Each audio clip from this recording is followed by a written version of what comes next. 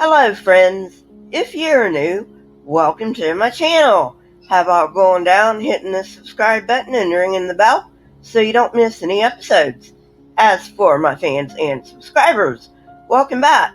Thank you very much for the patronage, I do appreciate it.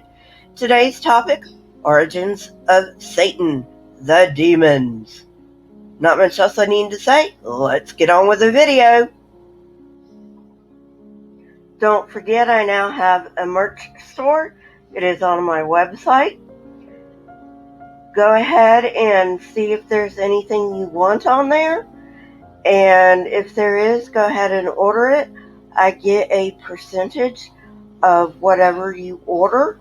And thank you in advance. Justin, originally from Asia Minor, went to Rome circa 140 CE to pursue studies in philosophy. One day he went to the amphitheater to be entertained by the gladiatorial fights. While there, he saw a group of criminals being led out to be torn apart by beasts. The courage of these criminals, whom he later found out were Christians, was regarded as the greatest achievement by philosophers, accepting death with equanimity. He decided that he needed to know more about these Christians. Justin would learn later that these Christians saw themselves as warriors against Satan, and they were convinced that their own deaths would only serve to hasten God's victory over evil, an evil that they thought was embodied in the Roman magistrate who had sentenced them to death. Justin had left his home in Asia Minor to study philosophy, and once in Rome, he had left several teachers in search of the true path.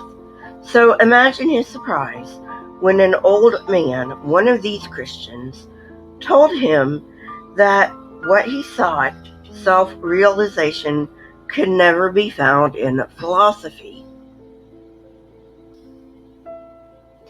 Justin decided that he had stumbled into something much deeper than intellectual pursuit in this new religion.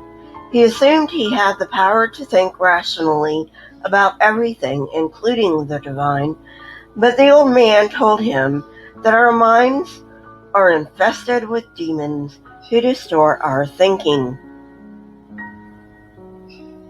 The man explained that before Justin could get understanding, he would need to undergo an exorcism to remove the demons from his mind.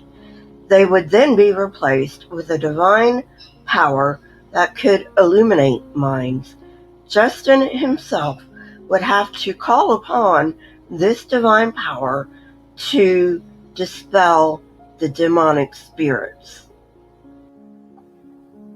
After considerable debate with the old man and internal struggle, Justin decided that the Christians had discovered a way to access divine power through powerful rites beginning with baptism.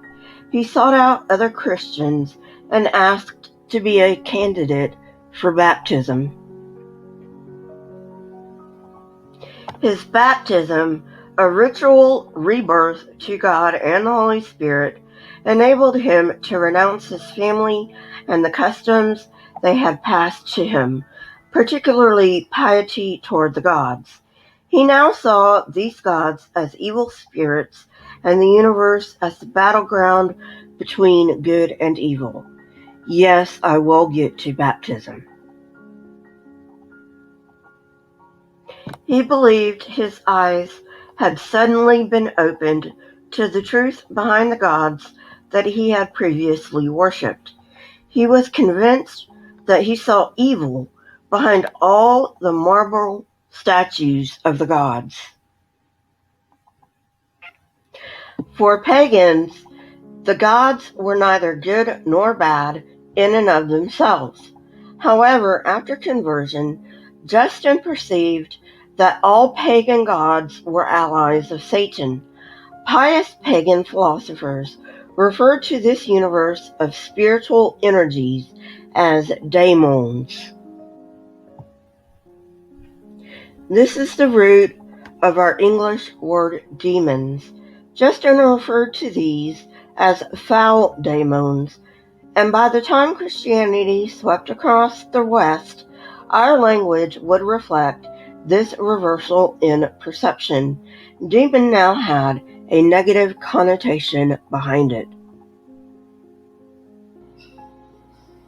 He sees divine power in his fellow Christians, writing that once they pleasured themselves by fornication, but now exercise self-control, and they have done other things like killing people. And they used to do it, but they don't do it anymore. I don't think I have to tell you that you don't have to be a Christian to keep from killing people. He sees divine power in his fellow Christians, writing that once they pleasured themselves by fornicating, but now they exercise self-control, plus other things that they used to do, but they don't do anymore. Might I just say that if you need to be a Christian to exercise self-control, you've got problems. Christians formed a close-knit society, and now that Justin had joined this society, he viewed outside society as evil. Classic black versus white thinking. He believed that in the life he led before becoming a Christian made him ready prey for demons. He found a new role in being a Christian. Not only is every person judged according to his works he believed, but he saw his present choices as making him an active combatant in the struggle between the cosmic forces of good and evil. He realized that becoming a Christian had set him against the authorities, and he knew about the horrible rumors. He asked himself why just mentioning the word Christian would arouse such hatred. He had believed he found clues in the apostles' memoirs, what we call the Gospels. He read that after Jesus was baptized, Satan and his demons opposed Jesus until they finally succeeded in having him killed. Justin reasoned that the same Spirit descended on those who were baptized, so the same evil forces that attacked Jesus would also attack his followers. Spiritual energies, he realized, pushed men toward God or destruction. Pagans had always accepted that unseen energies compel humans to act, so that was nothing new. What was new was the introduction of these energies as deceptive demonic forces. It was this deception, Justin felt, that led to Christian persecution. Justin wrote a protest letter to the rulers. At the time, Emperor Antoninus Pius and his sons Marcus Aurelius and Lucius. Let me tell you, he didn't do himself any favors. After starting off with a respectful address, he insulted them by telling them that they weren't even masters of their own minds, and he accused them of being slaves to demons. That is not how you get rulers on your side. Apparently, he received no answer. After hearing about a woman who wanted to divorce her husband after becoming a Christian, because of his loose conduct, and the husband bringing charges against certain Christians, Justin wrote to the Senate. Not long after this second letter, he was arrested and interrogated. The prefect of Rome, at this time Rusticus, offered him an acquittal if he would sacrifice to the gods. Justin replied, "No person in his right mind turns from piety to impiety." I am certainly not one to blame the victim, but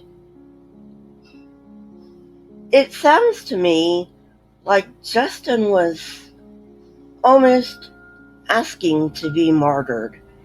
And it also seems to me like Christians brought a lot of this on themselves. Despite my views on this, I will say that no group deserves to be persecuted simply because of what they believe. By Justin's time, many pagans had come to believe that all the powers of the universe were unified into one. Only Jews and Christians worshipped one God, denouncing all others as evil. Of these two groups, only Christians divided the supernatural into opposites, a good God and evil demons, and only Christians practiced and preached division. Christians drove a wedge between themselves and pagans, an observation that Rusticus, prefect of Rome, made. By the way, Rusticus personally sentenced Justin and his students to death. After Justin's death, one of his students that survived, Tatian, took up the crusade to show the pagans their quote-unquote demonically induced delusions. Well, friends, that's it for today. I hope you enjoyed it. If you did, hit that like button, press the subscribe button, and if you want to know when I come out with new content, hit the bell next to the subscribe button. My Twitter, Discord, email, PayPal, and website links are in the description, along with the source that I used for this particular video. If you wish to contact me, Twitter is the best way, followed by email. Also, please leave comments in the comment section. Not only do I love hearing from you, but it also triggers the YouTube algorithm. Also, remember, I choose my comment of the week from comments on my edited videos. Keep learning and searching for truth. Here are a few videos from my library. If you have not watched them yet, go ahead and watch them and tell me what you think. Until next time, friends, stay safe and goodbye.